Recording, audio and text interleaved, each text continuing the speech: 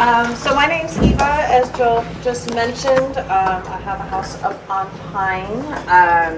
I would say my role is nosy neighbor. In any positive light you can give that. When we bought our house here, I was just always interested in the cemetery, and that interest has just kind of snowballed with, we've had, in 2020, we had a restoration company come and do a workshop here. Palenville, the hamlet, has raised money and received grants over the years to do some stone restoration. The cemetery board has been really, not to use the same word, but very on board with that. And just that, building that network of people that are interested in preserving our history and, learning more about, I researched the stories of the people who are buried there, and I'm probably not ever going to meet their great-great-great-grandchild, but I can find out, here's where they lived in Palenville, here's how many kids they had, here's their occupation, maybe here's what those kids went off and did. So I just find that very interesting. And then my sister happens to be a geologist, and for years she's been saying, ground penetrating radar, that's the next step, ground penetrating radar. And John is going to talk a lot more about how that works, but it's a non-invasive way of looking at what's below the surface. So certainly in 250 years time, stones fall down, they get buried, maybe there wasn't a marker anyways. And so what we're seeing now is, a different version of history. And so kind of got to the point where a lot of our stones have been cleaned. The cemetery boards had things reset. We've had a conservator come in and reassemble stones. So it's like, okay, looking forward, here's another direction to go. And my sister ran into John in an elevator at a conference, and in the 15 seconds it took them to get to the next floor, said, my sister has a cemetery you might be interested in. And so he's training grad students on using GPR, and said, sure, we'll come out and take a look at what you've got there. So they worked 2 days last weekend, and they're going to be presenting what they found so far.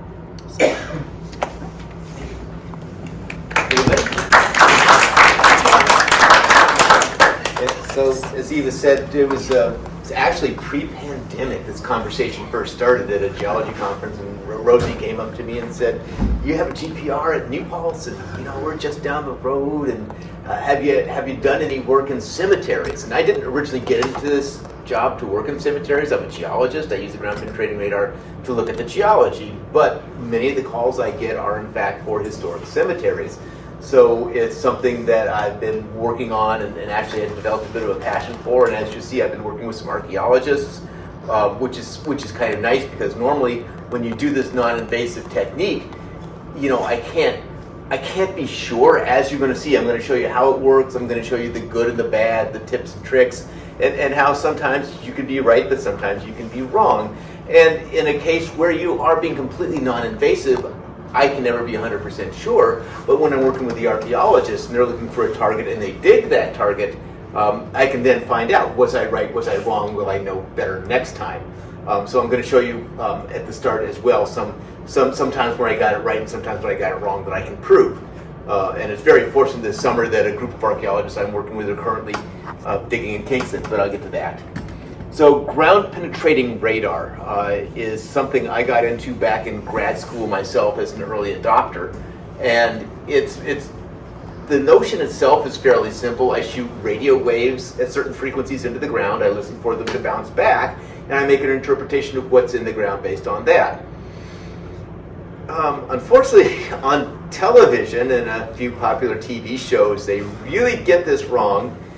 There's a terrible version of episode of NCIS that makes ground penetrating radar look like it's an X-ray machine that you can actually see the bones in the coffin, and it's very unfortunate that they did that. But you will all be experts by the time I'm done, so you know what it actually does, how it actually works, and that next time you see that version of NCIS, you can be like me and just go, oh no. So let's start off with my team. it's not actually grad students, it's undergrads I teach. I don't have grad students. We're an undergraduate institution. And so this was the crew I brought up this time with May, who is actually, she'll be a senior this year at New Paltz, but she's been working with me for a year using ground penetrating radar. Chrissy, who's here today, is actually a New Paltz alum and a working consulting geologist in Troy, New York, but has been working with me for years with ground penetrating radar. And so whenever I need a field assistant and she's available, I've got her. And I have a new student who's just learning this year who is hopefully going to be here, Ashley, but she's working with the archaeologist down in Kingston, so she couldn't come up this time, but I've included her in the slideshow in a bit. And Hadley, who never leaves our side, except today we dropped her off in Troy. We woke up in the Adirondacks this morning, we stopped in Troy, dropped Hadley off for the afternoon. But Hadley was with us last weekend too, and is a really good investigator, primarily by scent, but was with us this time. The unit itself is this. It's a sensors and software brand of ground penetrating radar. There's three major brands. This is the one I grew up learning on, and when SUNY actually finally had the money to get me a ground penetrating radar, I specifically asked for one of these. And there's different ways you can drag these across the ground. You can put them on a cart. We also have an inflatable boat, and so we can drag these across the lake in an inflatable boat. Different ways you can do it. And there's different frequencies of antenna you can use. So the ground penetrating radar, the radar itself is actually this part here, and this is the 250 megahertz one that I was using for this project. And it has a global positioning system. This is the computer, the battery, and it runs by sending out the front of this thing. It sends the radio waves, and then it listens for the radio waves at the back, and you just push it across like a very silent lawnmower. And it just continually shoots out radio waves and listens for the reflections. So this is our unit here. The different antenna are the different radio frequencies. This is 250 megahertz radio signal that I'm shooting into the ground. We also have at New Paltz a 500 and a 100. This is what I want to use if I'm trying to shoot very, very deep, but the resolution is really low. This is what I'm trying to use if I'm looking for something that's only a few feet deep in the ground and the resolution is very, very high. Some people do use the 500 for cemeteries, and I'll show you a study, a couple slides from a study that uses a 500 in a cemetery. But the 500 sees everything, including each individual tree root, which I don't need. So the 250 has been the one that we've had the best results with. So that's the one that I brought up to use. And here's May pushing it across the field. And we can do a couple of different techniques with this. We can just have a single line that goes from point A to point B, and we can look at that as a two-dimensional line. Or we can build a grid of these two-dimensional lines and create a three-dimensional model that my software can then take and peel back layer by layer by layer by layer. And I was able to do these both because you had in the cemetery this big open space which allows me to build a large grid. But if I'm just going down the rows, I can't build a grid. The monuments block my line, so I can just do straight lines. So I'll be able to show you both the grids and the straight lines and show you the interpretations that we were able to make. Let's see. Oh, there we go. So here's a simple diagram of how this works. I have the control unit, the computer on there with a display. I have my antenna that is transmitting, sending a radio signal into the ground, and an antenna that's receiving.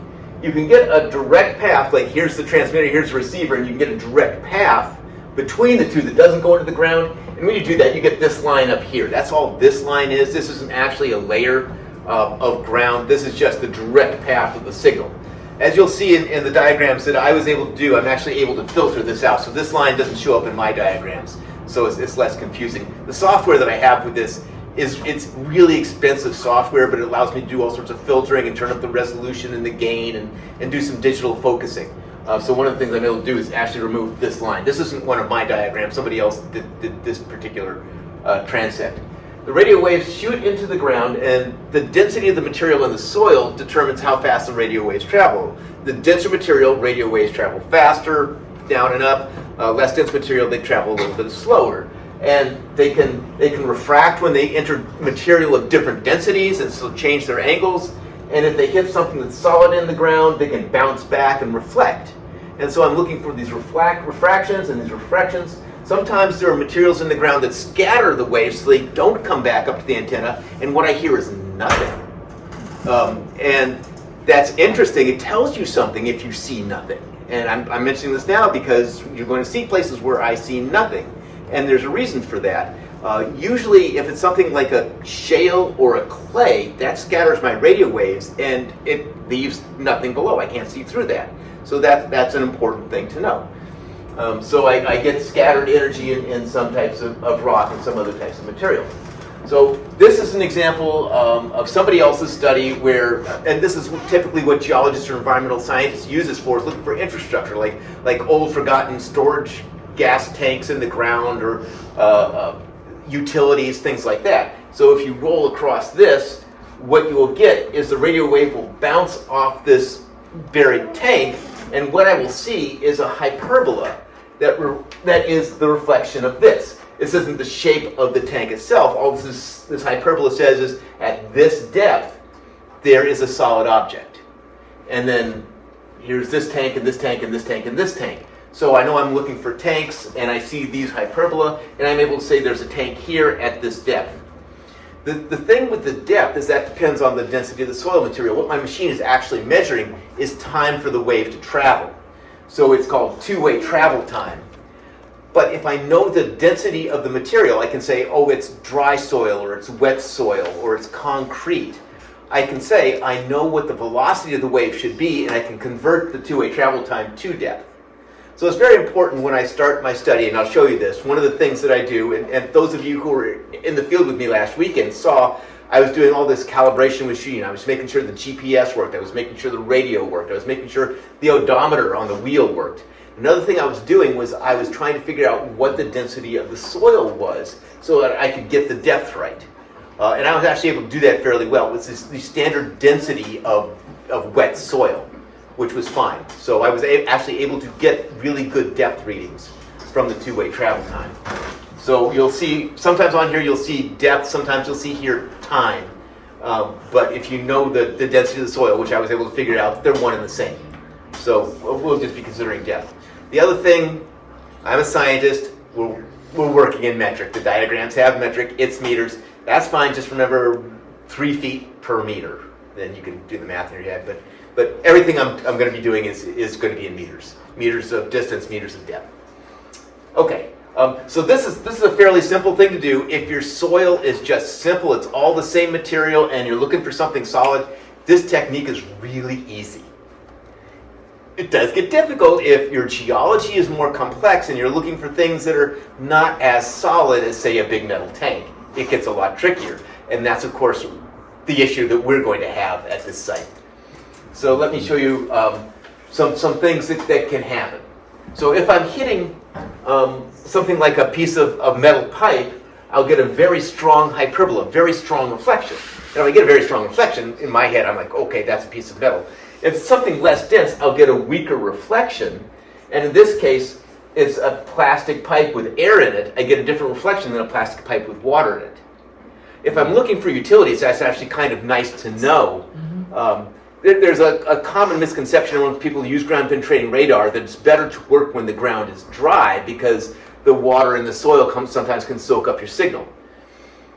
Actually, if I am looking for a pipe with air in it, it's actually better for me to work when the ground is wet because the density of the pipe with the air in it is significantly different from the density of wet soil.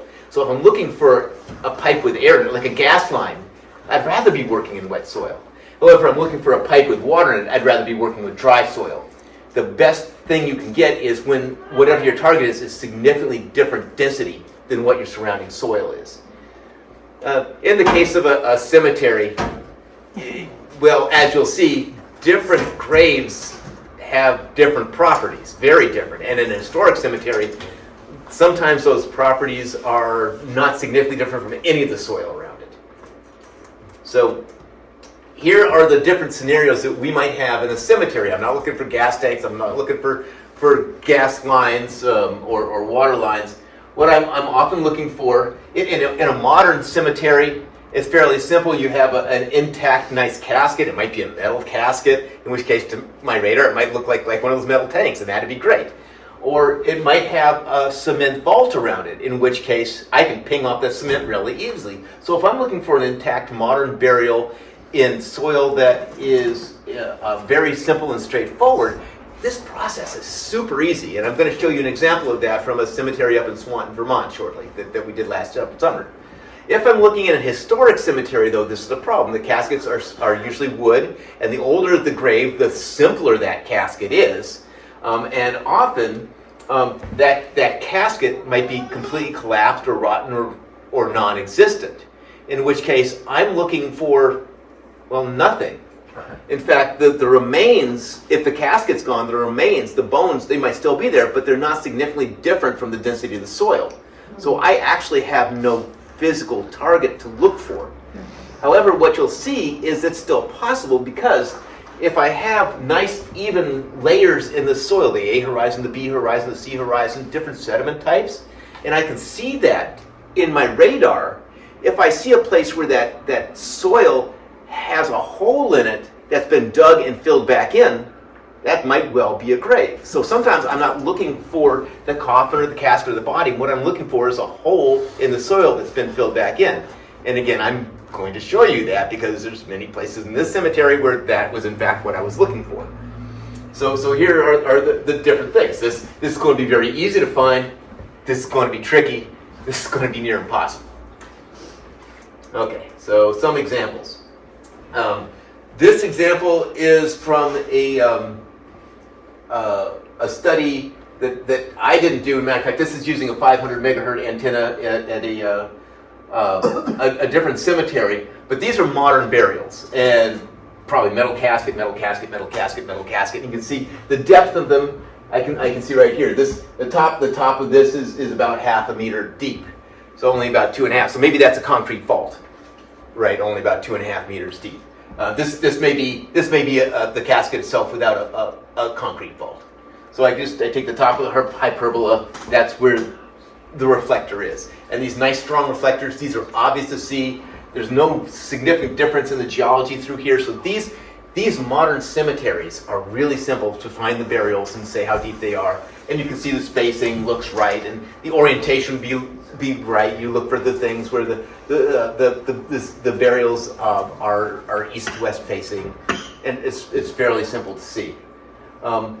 Where you get into trouble, and this is a cemetery in New York City that is historic, and this is a study that somebody did with a 500 megahertz antenna.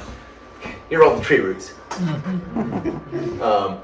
And then what I would be looking for a burial is, this is a possible burial here, this is a possible burial here, this is a possible burial here. And the reason I can see that is, you see this layer here? It's there and it's there, but it's not here. Somebody dug a hole here through that layer and then just backfilled it with whatever. And so that's why I suspect that this hyperbola right here is a grave, because what I see is a hole in the soil here. Also sort of here and here and here. So sometimes it's a lot of detective work.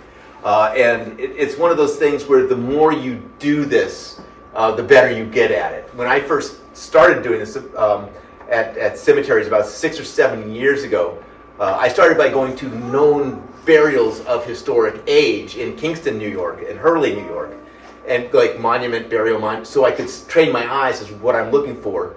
And then we went out looking for missing burials and trying to match the patterns that we see. And again, those were just guesses until the archaeologists had come along and confirmed them, or not. So what I might see is, here's an example of a couple different graves. And again, this isn't one of my studies, but here's a burial here and a burial here. This is probably a metal casket. This is probably a wooden casket. And you can see the difference in the strength of the reflection. So I could make a pretty good guess. This little reflection here, there's something small and metal just below the surface right here. This sort of echo ringing sort of thing, that usually indicates something metal. So there's a piece of pipe or something here in the ground, something metal.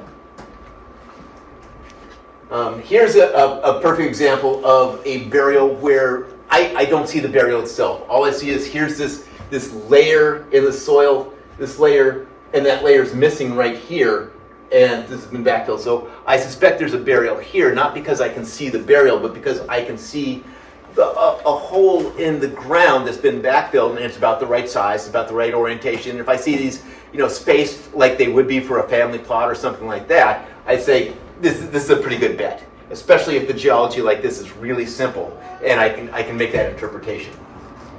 Here's an example from a cemetery that we worked last summer up in Swanton, Vermont, where the cemetery commission there, especially in this particular family plot, was a little concerned that this monument, the burial for this monument, wasn't outside the plot. That was their concern. So here's the family plot. This monument here just has the family name on it. And so I was able to actually say, yeah, there's a burial here, here, here, here, and this body is actually here. So it is within the family plot. But you can see the difference in the preservation of the burials from the age. So this burial is this one, the veteran, was 1917 and probably a wooden casket. And there's a hole here in the ground. Now that I've shown you, you can kind of see that here, where this layer of sediment's been cut through, and there's a collapse. I think this is a collapsed wooden casket from 1917. But all the other burials, the caskets are much more obvious, and they're 1940s, 1950s, and probably metal caskets. So it was actually fairly easy for me to match up these with monuments and be able to tell the Cemetery Commission that this burial is not outside the plot, but is in fact inside the plot. So it's easy when they're nice monuments, newer than, say, 1900. In your case, where I'm looking for monuments that are pre-1900, it's never this simple. It's never this simple. I want to mention the Pine Street African Burial Ground in Kingston, and some of you may be aware of this. This is the reason I started getting to look for missing cemeteries anyway. The archaeologist at SUNY New Paltz, office was right next door to mine. When I first got the ground penetrating radar, said, "Did you ever work on burials?" And I said, "I never have." And he said, "Well, here's the thing about this cemetery. It was active from the 1760s to the 1860s, and then it disappeared from all records. Not on any maps. I can't find it. I know roughly where it might be, but what it was the African cemetery that was outside the original stockade of Kingston at the end of the dead end road. And then what happened to it in the 1860s was, when it disappeared, a lumber yard was put up over it. And that lumber yard then made the lumber for the residential neighborhood that is now there. And so it's a matter of us trying to now relocate this missing cemetery.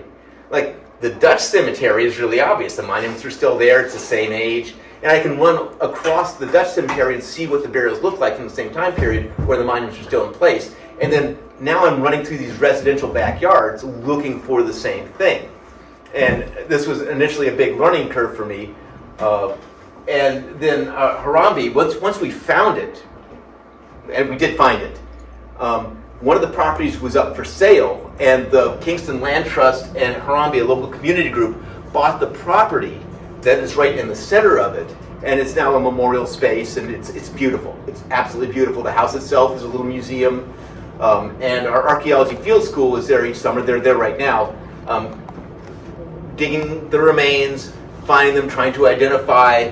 They're doing some DNA to see if local residents are related to the people who are still there. The whole community is involved in this project, and it's absolutely wonderful. So we went looking for this, and each year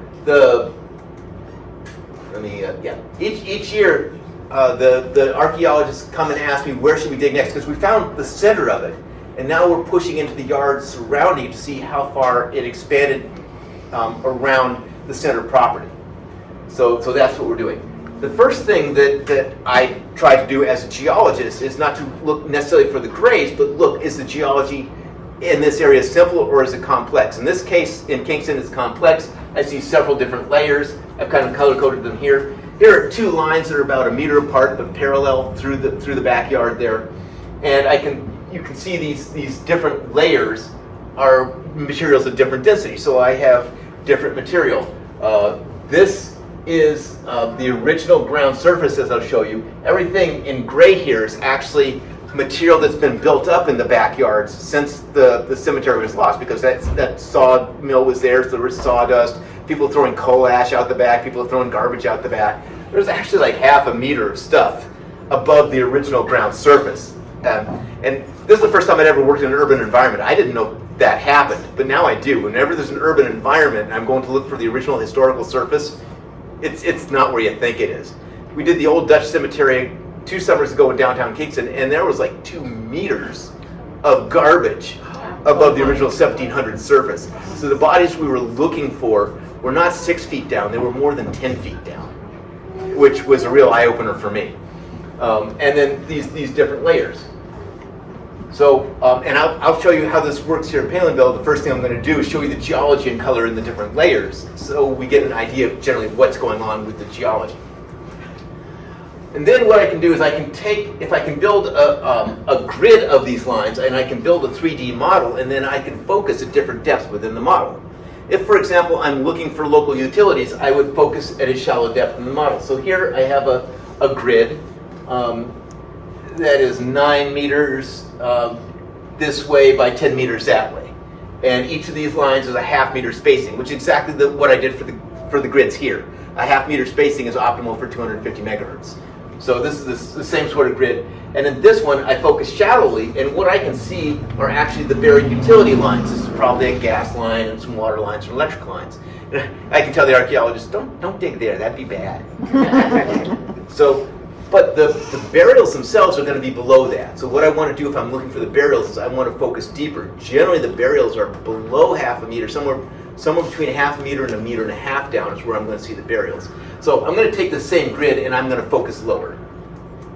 And that's this. So here I'm focused more than ½ meter down.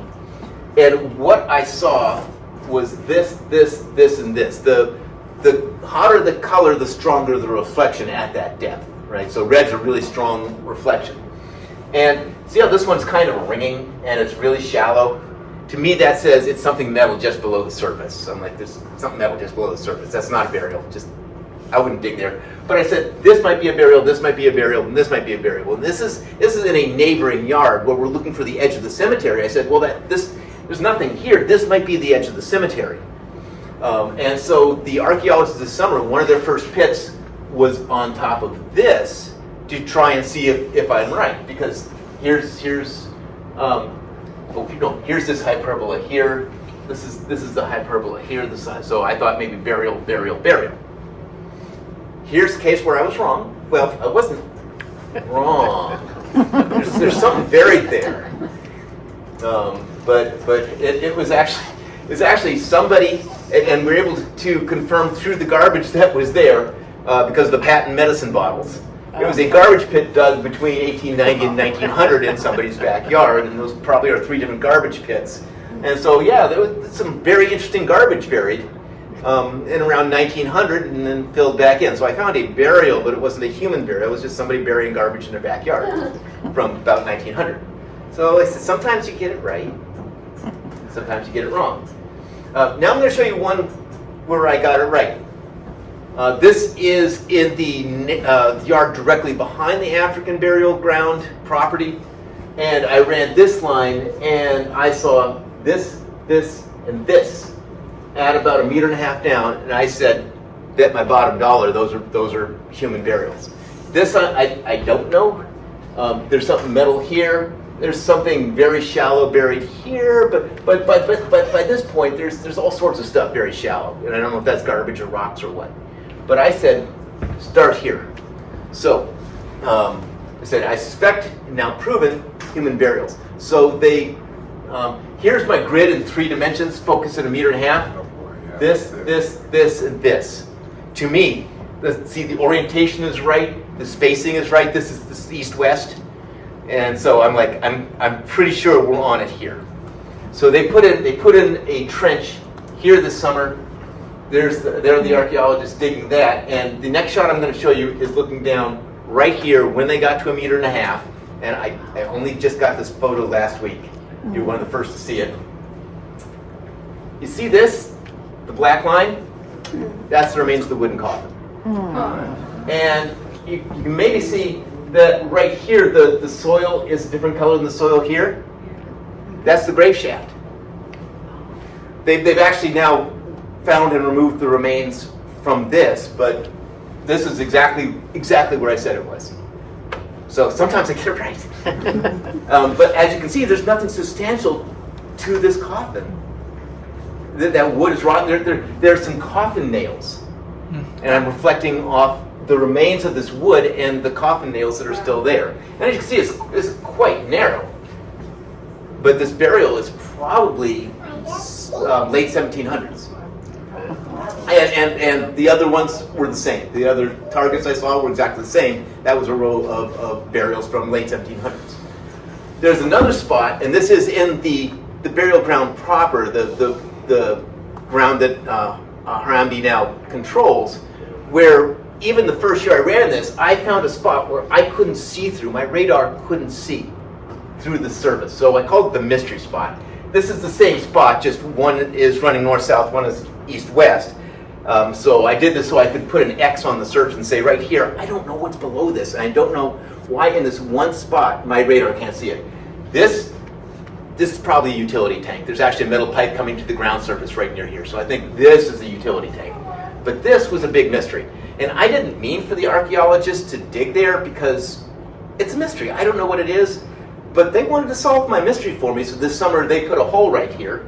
And this is Ashley. She's one of my team members who was originally going to come work with us, but she's out on this dig. This zone here, this is all the garbage that's filled up since the original ground surface. This is the original ground surface here from when the cemetery was built. You see this little brown stain right here? That's my mystery spot. If we focus in, this turned out to be a whole bunch of scrap metal, nails and stuff. And my radar couldn't see through that. And so now I know that's a thing. They dug through that, and in fact, right about here, they found the remains of an infant. And I was never going to see it because I couldn't see the scrap metal. So they recovered the remains of an infant at that death. But it was pretty sure it was right in the heart of the known cemetery. So I was pretty sure there was going to be something down there. There's no way my radar could have seen through that layer. And I mention this because I'm going to show you some spots in Palenville where I can't see through stuff. So, there's a possible explanation. Okay, one more quick look at, this is that cemetery in Swanton, Vermont I mentioned. And this was an area where I have a modern cemetery. And in this corner of the cemetery, there's an area with only a few monuments in this corner. And they wanted to know, is this available for you customers? Because, right, operating business, or is this a potter's field? Should we not dig here? They really wanted to know. So we ran our grid across this corner, and we found a couple of things they weren't familiar with. But first of all, there are few different units we can see. So this line here is actually a line running from the road out to this corner, and what I can see is the original surface kind of shows up like this. And then here it dives down, because this is actually on a floodplain of a river, and somebody at some point had filled this in to be level. So this was dipping down towards the river. The original ground surface is here, so I call this field fill, and all these graves are actually in the field fill, the known graves. This area right here, where that little red, it's a nice straight line. Nature doesn't make straight lines. So when I have this in a straight line, and in fact it's dipping down from here to here towards the river, I'm like, there's something very unnatural there, and I suspect a drainage pipe. But it really shows up nicely because here's this layer, and I can see this layer is broken here and backfilled, and so this turned out to be a drainage pipe. And there's also something else buried right here, tiny. I don't know what it is, but it's in the same hole as the drainage pipe. So I was able to tell them that they had a drainage pipe running across that field. No burials in this area that I'm aware of, but a drainage pipe they knew nothing about, and the town highway department didn't know anything about it. In fact, nobody knew anything about it. They suspect it's probably a drainage pipe from the original farm that was here up until about 1850 or 1860. Drainage pipe going towards the creek. So now they know there's a drainage pipe running across their cemetery.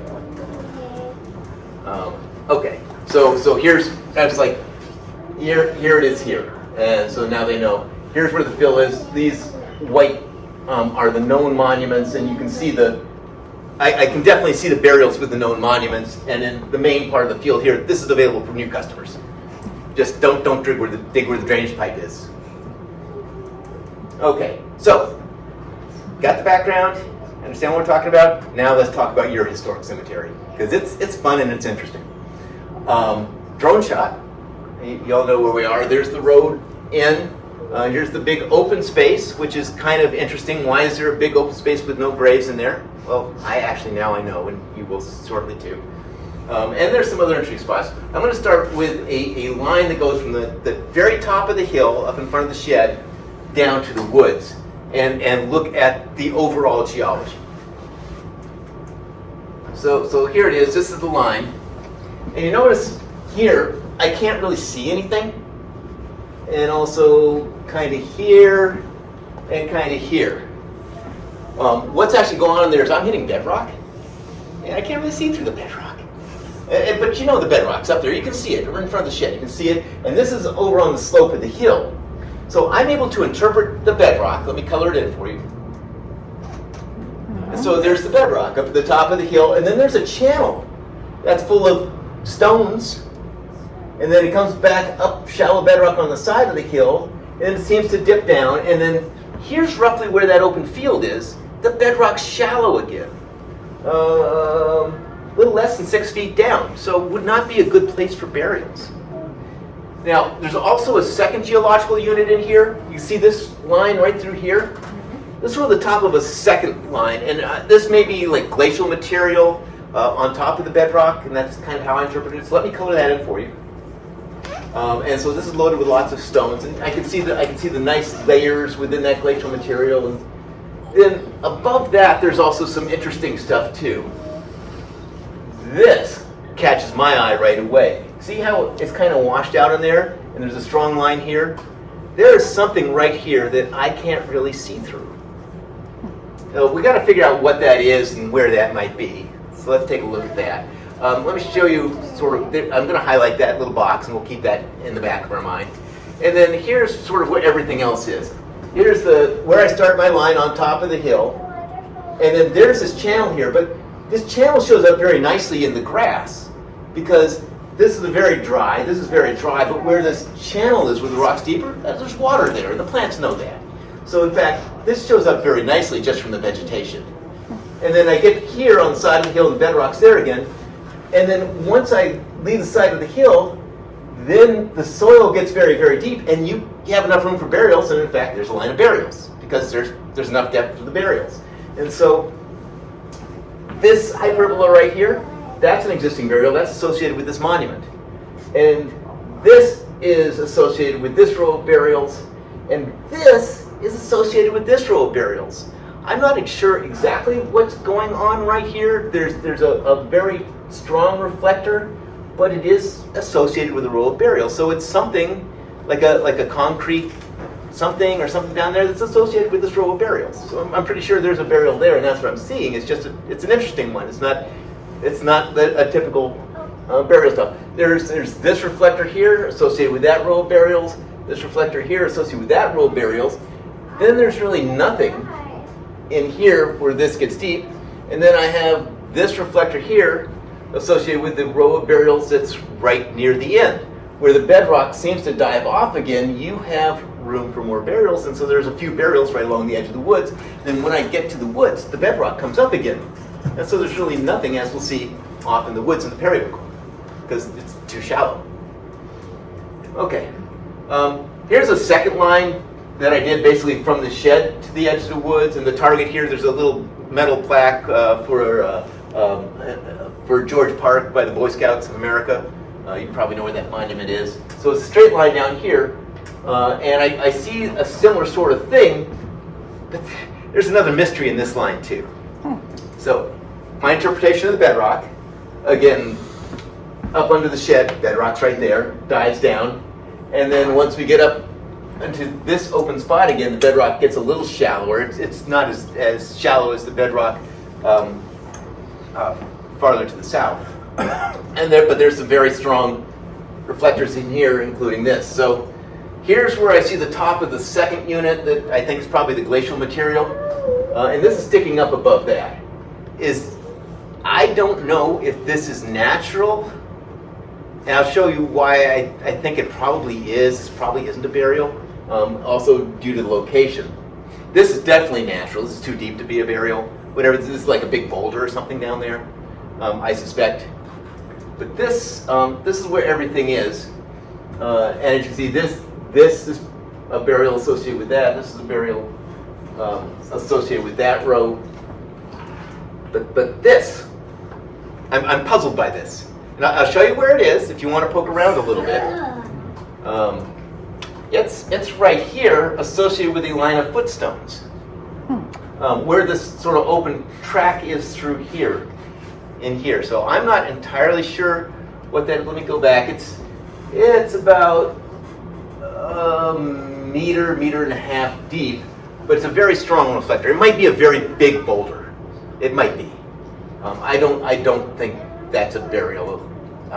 But there's a mystery spot right there if you want to investigate that in the future. Okay, let's do a line from south to north. So here's the road. Here's the stone wall. Put that in this yellow line, and then all the way to the edge of the woods at the north end. And I can't see through the road material. So that's what this blank spot is.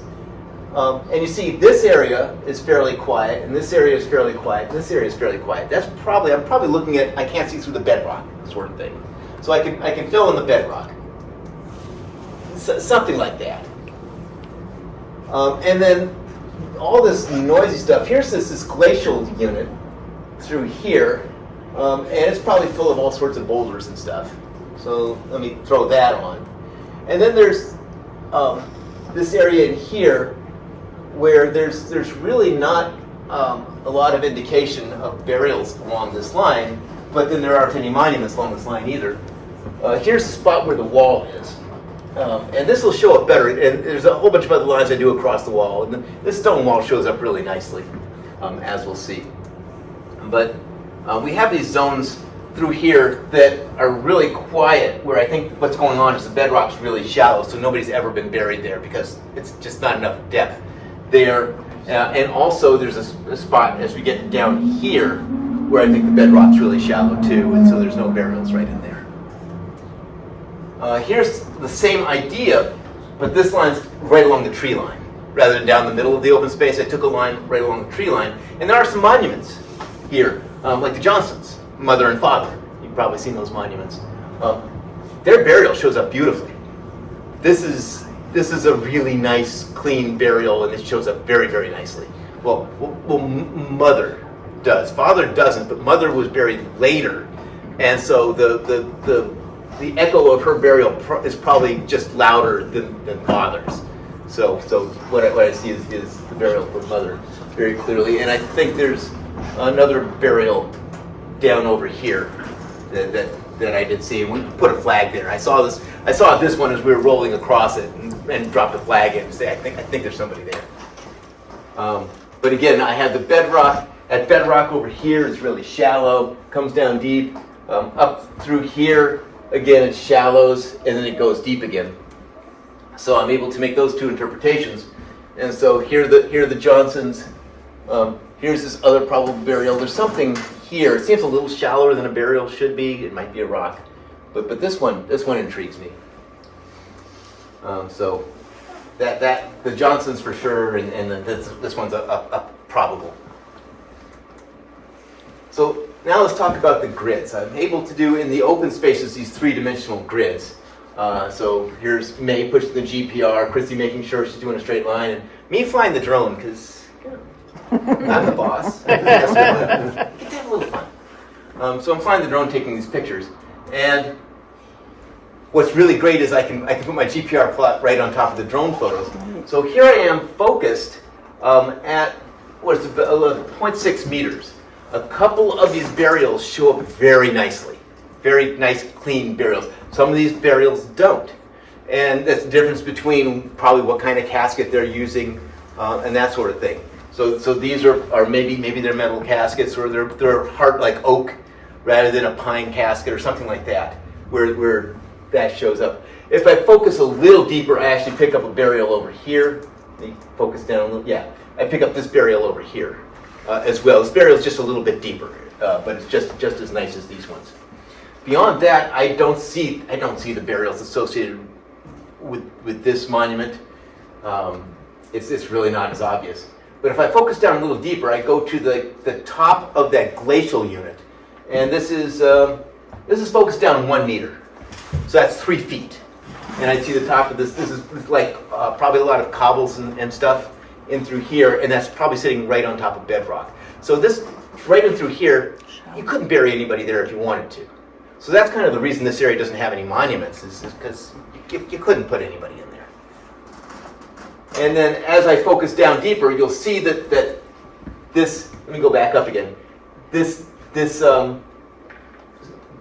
unit is actually dipping down this direction. So it's actually lower in the ground as I go this way. So let me go down from here to here to here. I can see the top of that second unit basically dipping down this way. So once you get over to here, it's actually low enough that you can put people in the ground here. This shallower unit dives down this direction. So you get to this row, you actually have 6 feet of material to bury somebody in. Whereas right in through here, you just don't. Okay. The second grid is going to be here. Bam. And here's Mother, right there.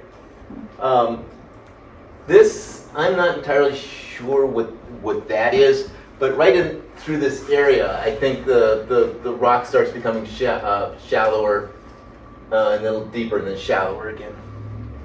So that's focused down. That's a surface focus. It's only focused down 0.2 meters. If I focus deeper than that, what I can see is this is the top of that second glacial unit at 0.6 meters, and then here I'm focused down 1.3 meters, and I can see the top of the glacial unit in here. So again, what I'm seeing is there's an area here without any monuments, but I think it's too shallow in this area. I think that's why there's no monuments there. There's nobody there anyway. And if you tried to bury somebody there, you'd be very disappointed. And then what's interesting is that here is, I'm focusing down 1.5 meters, and this is where I normally expect to see the burials. But these bright colors, this is actually the second unit. And I think what's happened here is somebody took the time to dig into the top of that to put this burial. This burial and this burial, I think, are dug into the top of that second unit. Somebody had to remove some rocks to get these burials deep enough, and I think that and that and that are actually burials dug into the second unit. So these burials exist, but in this area, no. And then the third grid is going to be off over in this line. Here's the stone wall. Shows up beautifully. And then there are this is shallow. So these represent sort of rocks or cobbles or something that are right near the surface. I'm only looking 0.2 meters down. If I look a little deeper, there's that burial. I don't really see the other ones. This is this monument here. The angle of the photo makes it look like it's offline. This will actually come this direction, and so this burial is that monument right there. I don't really see any indication of this burial or this burial so much. But then if I focus a little bit deeper, now I'm on top of that lower geological unit, and these are all like cobbles and rocks, and this is 1.3 meters down. So again, the reason that there aren't any burials here is it would be very difficult to bury anybody deep enough within that area. So that's generally why those areas don't have any monuments, is that you can't have any burials that deep. And that's 1.4 meters, 1.5 meters. So that unit is dipping down into the ground this direction. So once you get over to here, you have more depth of the top unit here, and that top unit gets shallower here. So once you get to here, you probably have enough room to bury people. So here's a summary of the grids. I can put them together into a single space, grid 1, grid 2, grid 3, that direction north. And here I'm focused right at the surface. There's the wall. Here's where there's like some stones or rocks right near the surface. And then I can focus down a half meter. And here are the 3 burials that are incredibly obvious and probably just very good caskets is what I'm seeing with these ones. There are some other monuments like here, and here. But the caskets are not as reflective. So probably more like a pine casket or something like that. And then here's the area where I see the second geological unit, probably with some cobbles, maybe some boulders in it. It runs through here, it's here, it's here. And so these are areas where burials would be very difficult anyway. Okay, let's look at some other lines. This is one of my favorites. So I went up to the top of the hill near the shed where the palins are. The first row, if you spent any time in that cemetery, I'm sure you've gone and seen this row of graves. And I put the dates in here so you can see relatively how old these burials are. They're not all the same age, some are newer, some are older. And these show up, for the most part, very nicely. This is the first place where you're coming off the top of the hill that would be deep enough to bury somebody. So this is probably the original row and has the Palin family. So the oldest grave in it are for the kids that all died relatively about the same time. And I can sort of see their graves. I definitely see this one. But they're very hard to see. Whereas James Palin, his grave is really obvious. It's right there. And then I can see these other graves there, and there, where there's a surface layer and there's a hole, and I can sort of see them. George and Mary Palin, I can definitely see that. It's a little faint, but I can see it. There's a wooden casket there. And then Caroline Palin, I see that. These, they look like really amazing graves, but there's no monuments there. And it's a little shallow, so I think that this is just a rocky area. I think those are rocks.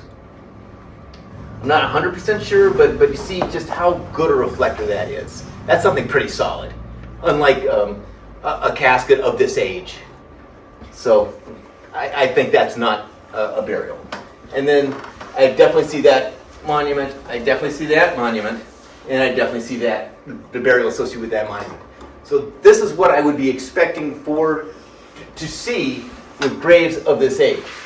So I do this with known monuments, so now I can go look in places where the monuments are missing and see if I see reflectors that look just like these, because that's what I'm looking for now. I'm looking for places that look like this where there are no monuments.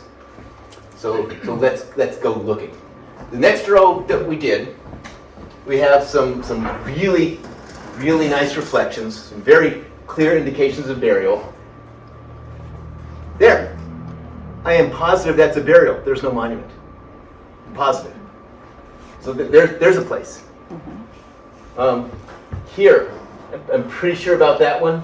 I think that one. I'm pretty sure about that one. I don't know about this. The reflection's a little bright to be a burial from that age. So it might be something metallic. This was exciting. While we were there, and I did this line, I said, I think there's a burial here, I think there's a burial here. And the Bear Sisters got out and started raking and combing through.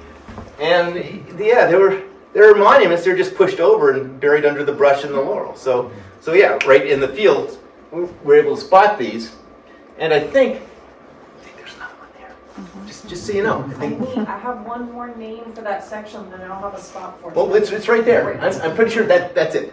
So you got another one. This row continues beyond these two monuments. There's another one right there. I'm pretty sure. And then the next row down, and this is the one you helped me out with the other day, where these are right at surface. I think these are tree roots. There was a big pine, and then we came off of that, and then I get over to here, and this layer here, there's a hole in that layer, and there are very clear reflections. Mm-hmm. Here, here, here, and here. So I think we have 1, 2, 3, 4, 5. And we found only monuments for 2 of them. So I think this is a complete row 2. So I think those 2 areas at the north end, I think they're more occupants there than we have monuments for. So that's the next place to look. And if you can find, you can look at the ages of these and find the monuments out in the woods that are fairly close to these ages. They probably go there. We were also asked in this area here over near the tree line, there was Amanda Smith and Frederick Smith and Martha Smith, and there's indications that we have missing Smiths. And then Simon Pratt over here. So we ran these three lines basically from the wall north to see if we could see. So the burials should be, Martha should be here, Frederick should be here, Simon should be here, Amanda should be here. So Frederick, Martha, Amanda, Simon Pratt, there. This is this line. So we ran these three lines. I can't do a grid in here. It's a little too close. But here are the results of that. Martha and Frederick, they're fairly faint, but they're there. Simon Pratt is, that's absolutely there, right there. Here's Amanda. I have the hole there.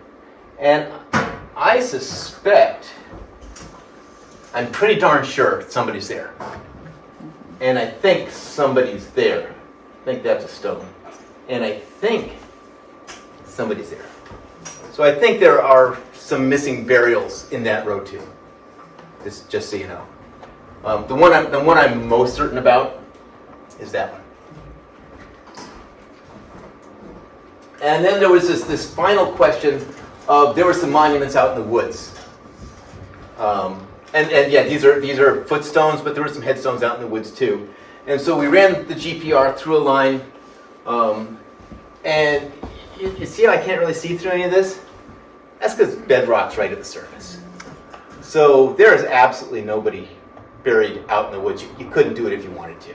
So any of the monuments there that are out in the woods, they don't live there. You need to find their homes for them somewhere else. So those are my findings so far. I have a ton of data. I've only had a couple of days now to sift through it, but those are my findings so far. As the summer progresses, I'll have time to dive into the data a bit more and see if I can spot anything else. But for now, I hope that's a place to start and gives you a better idea of where to look and where you might be able to put the monuments. And again, I'd like to thank everybody who came out, who supported this project. This was a lot of fun for us to do, and I just love doing projects like these. So thank you very much. And I'll take any questions if you have them. Eva?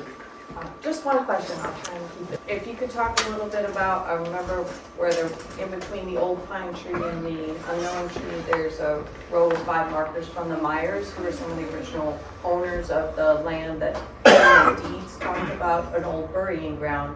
But what you found when you rolled across that there was nobody buried there. Yeah. Yeah. I said, It's kind of like the reverse of this. Yeah. So yeah, there I didn't really go back and look at that line so much, but my interpretation of the field was probably not. But I'm not, it's not as clear as say these here. But when you see this sort of thing at the top, there's a lot of that's field stuff. And so that's probably been undisturbed. And so if you see anything like this in any of my transects, I doubt very seriously anybody's bothered to move the fieldstone to try and dig a grave shaft. So with the Myers, I don't remember specifically off the top of my head. I just remember seeing a whole lot of fieldstone, I think. Yeah. So yeah, it's that. Yeah, this area through here. Yeah. See, I really. It's not till you get here where you don't see the fieldstone on top and you see these spaces where it looks like that's been dug and backfilled. And then I see these reflectors at absolutely the right depth for burials. This is where the people are. They're not here. Now again, I'm not 100% certain, but yeah. Would there be any value to using different frequencies across the same grid, would that give you any more data, or would it just be confusing? No, this is the best for the 100 megahertz. I'd be focusing down like 20 feet, and where the bedrock's shallow. No, that's for something where I'm looking for things like that are 20 or 30 or 40 feet, and the resolution I get is very coarse. If I'm just looking for bedrock that's 20 or 30 or 40 feet down, I use that. With a 500 megahertz one, I could run it across here and I get more resolution, but any small tree roots or any small stones are also going to, it's just too much noise. Yeah. If I had, if it was all sand with a burial in the sand, the geology was dead simple, the 500 might be good because then there isn't all that noise from other stuff. It's just burials in sand. At that point, the 500 megahertz can see down the 6 feet just fine. And if the geology itself is dead simple, I would get amazing resolution on these graves. So there would maybe be some value. Here where the geology is complex and you have all this fieldstone and these tree roots, there'd be too much of this, and it'd be really hard to make out that right there. Whereas I am certain that that's a burial. So yeah, good question. If I absolutely had just simple geology, like the graves were in sand, and I didn't have to worry about any kind of noise from tree roots or small rocks or garbage, I would absolutely go with the 500 because it would be really obvious. Yeah. But in cases like this where there's so much noise from the geology, I really have to make a little less detailed to pick up the things that are certainly there, that are the size and the depth we're looking for. Anything else? They buried somebody. They're digging a grave. They cut down 4 feet and they hit stone. Did you ever find anybody that was buried there anyway, and soil piled on top? I gotta tell you, in the historic burials, like those ones in the African burial ground on Pine Street, they're only buried down 3 or 4 feet. The historic burials that I found are not 6 feet deep. They're just simple wooden, really simple wooden caskets, and they're often not buried more than 3 or 4 feet. So historically, yeah, they probably, sure. And in this cemetery, I don't think they're all necessarily 6 feet deep either, the historic ones. If I rolled across the newer section, probably, right? But I think likely you have a lot more soil to deal with up on top of the hill in the newer section. I don't know. We didn't run a line, so I'm not sure. I know back in the 50s they were dug by hand. Yeah. Oh, and all this too. Especially if you're in an area here with all the fieldstone, you don't want to dig deeper than you have to. But I just know in the ones that I've worked with the archaeologists, graves that are 1850 or earlier, they're not 6 feet. They're 3 or 4 feet. Okay. And which surprised me, but this is what it is. And you're right, they dug it by hand. And they didn't always go 6 feet. Long days. Yep. Yep. Yeah. I mean, this is just reiterating something super simple, but with the machinery that they're digging now, and then everything requires a concrete hole, that's going to be super easy for you to see. Oh, absolutely. The job I did for the village of Woodstock couldn't have been easier because I was in a section with I was looking with some graves that the oldest ones were mid-60s. And it's like ping, ping, ping, ping, ping. Is that the artist cemetery? It's the one next. What's the Palace Theater? No. What's the music hall? Colony. What's that?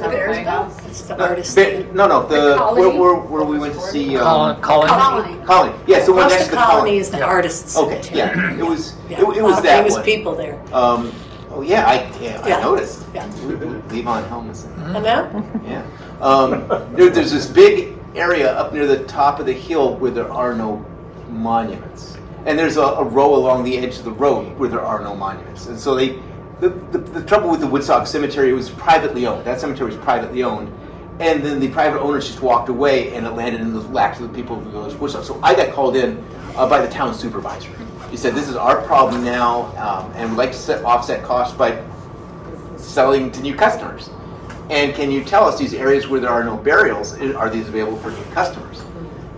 And so it turns out that that row along the edge of the road, bedrock's only like 1 to 2 feet deep, and that's why there's nobody there. And then up in this right at the top of the hill, there's this big square area that's open. And the reason nobody's buried there is there's a landfill. Oh, oops. I said you could build a mausoleum if you wanted to. It's this beautiful space for a mausoleum. But there's a pretty sizable landfill, and it was really obvious. That's where you gotta look. So and then the row with like the newest burials in the very back. There is room for a few more burials, but not that much space, which is probably why the private owners walked away. They knew that the days of profitability on that were numbered, and they were happy to leave it to the town to maintain, and that's what happened to Woodstock on that one. We're thinking about a mausoleum through Ticketmaster. People could buy tickets and be near leave on for the rest of eternity. Yeah, Oh, there you go. And, There's your next project. and if you live extra long or get cryogenically frozen, then you can scalp those. Who knows? You're Ted Williams, right? Right. You can scalp the Try to tickets. You identify get in that. early. Yeah, right. Pay for your cryogenesis. So yeah, and I've seen several cases like where there's shallow bedrock, a mausoleum is absolutely an option. And in the case of Village of Woodstock, where there's clearly garbage only a couple feet below the surface. Yeah. Well, there's also New Orleans, Well, where they just keep sinking and just keep building on top. but you have to have stone or concrete on top because when it floods, they're going to float. That's what happens. Just starting to go south here. I try not to work with modern burials at all, and every now and then the police will call me about a missing body that is not old, and I tend to turn those jobs down because I don't have time to be anybody's professional witness. But the one time we got called in by the police chief of the town of Lloyd, which is across the river from Poughkeepsie, it's near New Paltz. And I was about to say, why are you calling me? What did I do? And it's like, well, we have this property that I think there's some bodies there. And I'm like, he said, no. They're historic. It's a missing African cemetery in the town of Lloyd. The town just got this land. We would like to preserve it to keep any develop because it actually has a beautiful view of the river. It's like we would like to keep the developers off of this. Can you find? It's like supposed to be a half dozen late 1700s African graves here. Can you come find them?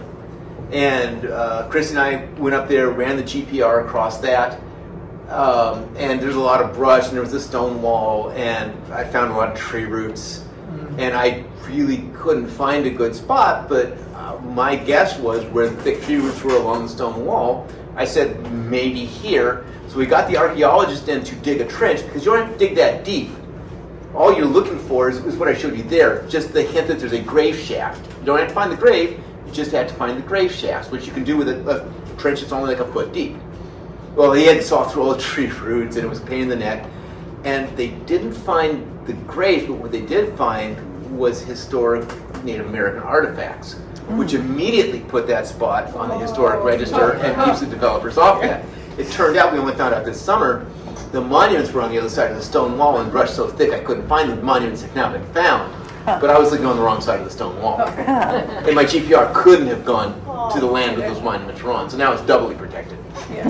So yeah, I'm happy to jump at something like that. So these kind of projects are not what I got into as a geologist, but it's turning out to be a lot of fun and rewarding. So I hope I've helped you answer, and like I said, I have a ton more data I can dig through, and if I find anything else of specific interest. Each of those grids have individual lines, and I haven't looked at the individual lines for each grid yet. And there's one other line from the top of the hill down that I haven't looked at yet, sort of to the north of the Palin family going going east-west. I haven't looked at that line yet, but if I find anything else, I can certainly let you know. But I'm pretty sure the Smith Road, there's more people there, and then where the brush pile was, those 2 rows, I think there's more monuments that could be put back there. So that's pretty much what I believe. Yeah. On Rabbit Lane, I think there's a small, maybe Civil War cemetery, very close to the road. It's right next to the road. Okay. Have you investigated that? No. I was wondering about that. A lot of them are tipped over. Yeah. Like I said, my research is actually glacial geology, the history of the glaciers in the area. This just started as a side project for me, but I do answer the call. So the other cemetery I'm working on this summer, and you might know it, is in the town of Glasgow, just outside of Saugerties, the Finger Ground, which is a Revolutionary War cemetery that was completely covered in Japanese knotweed. And there is an inventory, a 100-year-old inventory of graves there, and they're trying to clear it out. They're missing 14 graves. I did a couple of lines through there just to make sure that this technique would work, and it does. And they spent a couple of days, last couple of months, clearing out all the knotweed. So I'm going to go back there and run the full lines to see if I can help them find their missing 14. So I've got that one to do. But other than that, I'm trying to figure out what the glacier was doing around here. That's actually my real research. Yeah. Just on that topic, not having anything to do with the graveyards or anything like that, the glacial geography in Palenville is very interesting. Oh yeah, absolutely. And I've always wondered why we seem to have veins of sulfur water. I mean, this is totally separate topic. Versus, is that? I can help a little with that. It's not my specialty, but now we're talking hydrogeology, and the sulfur water is generally going to be associated with certain limestone units, and especially if those limestones have pyrite in them. And that's what you're getting is the oxidation of the pyrite crystals in the wells is going to create that sulfur water. So it's not all limestone. Sometimes it's shales. Sometimes if your well's in a shale, definitely if your well's in a limestone, and they have pyrite crystals in them. The pyrite crystals are iron sulfide. Those pyrite crystals will oxidize, and the sulfur will get into your groundwater. So yeah, it's a groundwater problem, and those of you who have sulfur wells,